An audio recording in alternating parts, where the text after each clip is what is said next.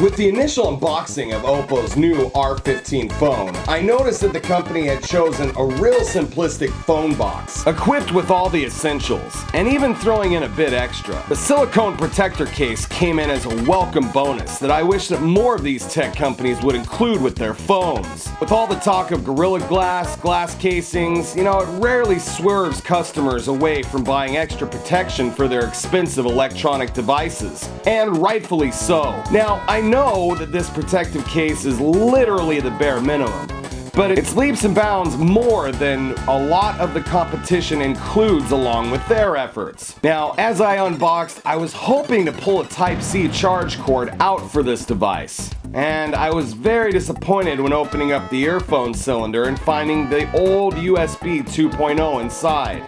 The earphones look a lot like Apple's wireless headphones on first glance, which made me grab the phone out faster and make sure it had an aux jack. Thankfully, the aux jack remains intact on this device, and the earphones are in fact wired. After booting up the phone for the first time, I was asked a series of questions. Do you want to use face recognition? Do you want to use fingerprints? I flipped around the phone and noticed the fingerprint scanner is located smack dab in the middle of the back of the phone. I find this placement convenient, and yes, I know I'm at odds with the majority of the internet on this one. OPPO had a proprietary smart AI program it had me sign up for in English. That really sounded promising the way that it was explained. But after signing up and verifying everything in English, I was disappointed to discover once I got on the phone after the initial registration, the helper software was almost exclusively in Chinese, which, as I'll mention later, I'm not too worried about because this was the Chinese version of the phone. The international version will come out a little bit later this year from what we understand. So I'm looking forward to see what this software, everything that it can do. One of the things that I really admired was, the vibrant AMOLED screen that just the colors and brightness popped out at your eyes. It was just beautiful. Now, I need to get this out of the way first. One of my initial qualms about the R15 was its abysmal English keyboard input.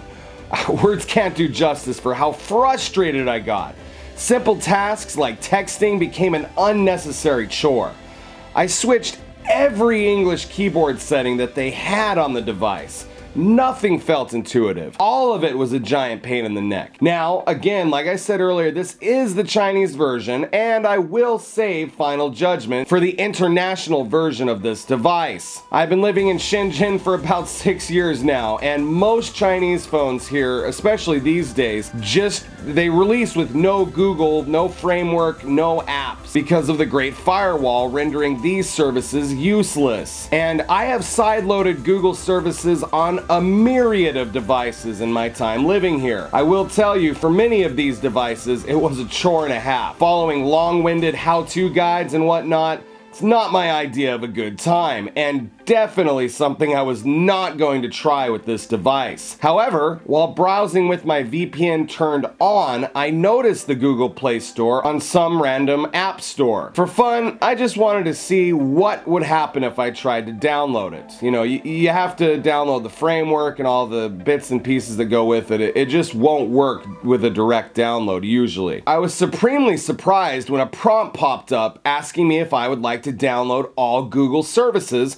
to make the Play Store work. It was simple as clicking yes. No how-to guides, no, online tutorials, no nothing. It grabbed all the framework for me and threw it on the phone effortlessly. That's awesome. Now, a quick disclaimer, this will not be an issue for the international version when it drops. But for importers or other people living around Asia, or even mainland Chinese customers who travel a lot and want to use these Google service, the simplicity will be a godsend. Alright, let's talk about performance. With its standard CPU being the MTK Helio P60, along with octa-core processing and 8 GB of RAM, although the phone is not on the razor's edge of raw processing power, it can definitely hold its own among most of its competitors' flagship devices. I will let the spec sheet and benchmark roll, and you guys can kind of decide for yourself if it's up to your standard. But in all the gaming I did on the device, I'm a huge gamer, I witnessed very little slowdown and almost no incompatibility issues.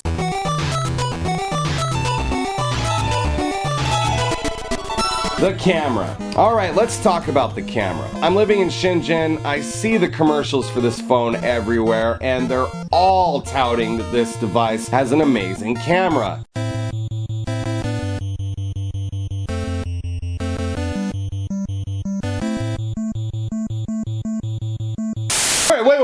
Wait, stop the tape. Can I just show, like, can we just watch this for a second? Like, look how awesome this commercial is. Like, for a mainland Chinese company showing Game Boy and all these old phones, boggles the mind. I'm a huge retro gamer. This is amazing. I mean, I love it. This phone just gained 10 points in my book. Solid 10! OPPO's released the device with its own proprietary AI on board. The selfie camera is where use of the software becomes apparent. With the selfies, you know, maybe just the minimum touches of clearing up your skin, but if you want to push the software to the max, it'll make your eyes bigger, your face skinnier, your skin lighter, almost cel-shaded looking. You look silly. You look not natural. You can basically turn yourself into Sailor Moon if you feel so inclined. Now, I take a lot of video and I'm used to carrying around big cameras, but I try and have phones that are capable of taking great video in case I'm ever in a situation without my gear. You know, I can just point and shoot and still have high quality results. Just testing out some low light in the back of the taxi, listening to some amazing music. We'll go try it out some more at one of the night spots. Now, there wasn't anything intrinsically wrong with the main camera. However, there wasn't anything too noteworthy either. It films in either 720 or 1080p, and for some reason they have excluded Ultra HD video completely in this version. I thought that was a strange move, seeing as some of my LG phones that I've been sporting for the last 3-4 years have always had 4K capabilities. Well, more like 2K. But I digress. Alright, here's the holy enchilada for me. I'm used to carrying around like 4 extra batteries. You know, ever since smartphones came out, I would always have extra batteries, and since charging banks became a thing, I have like 15. I saved the best part of this phone for last though, guys. The battery on this thing is the phone's champion and its saving grace. This battery is really capable of taking some punishment. I ran a battery destructor marathon, running top-heavy games, VR, 3D, classic fan-made masterpieces, you name it. Volume turned all the way up, using Bluetooth controllers, screen recording software at the same time, which also impressed me as the apps didn't skip a beat when running in tandem. The battery just went on and on and on. I was playing for well over 5 hours, trying to, you know, burn it out and see when it would go out.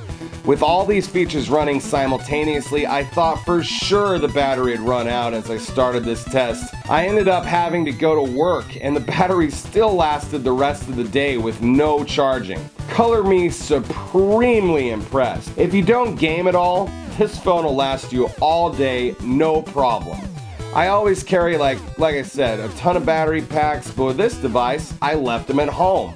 And also, the fast charge is lightning fast, faster than any other phone I have ever used.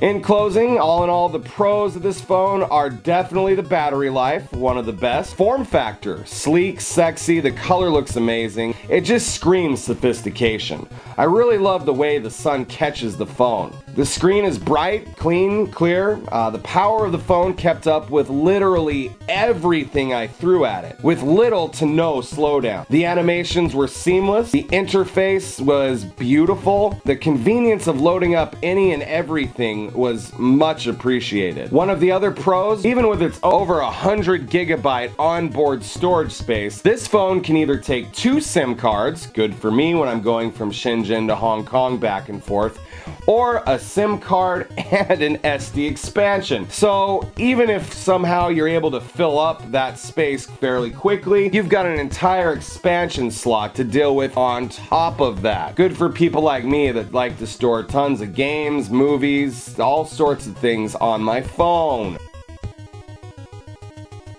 Now to the cons. The camera just seemed average. Again, like I said, judge it for yourself. I've included a lot of video taken on the phone, front and back cameras. The lack of Ultra HD was also a disappointment. I'm not being able to remove the battery. I don't really like that, but the battery's so good, I guess maybe you just wouldn't need to. One of my pet peeves, it has no app drawer. I have to have an app drawer. I don't know what it is. I just don't like clutter on my home screen. In closing, I would give this phone a 7.9. You know, there's just enough things there that I really loved about it, and some things that could use some improvement. I'm looking forward to see the international version, see what changes, and you know, what other things I wasn't able to fully experience because most of the apps were in Chinese. Alright guys, thanks for tuning in. We'll see you guys on the next review. You can catch me over on I Remember Gaming on YouTube, and we'll see you next time. This has been Kodak, and remember, it's a Kodak moment.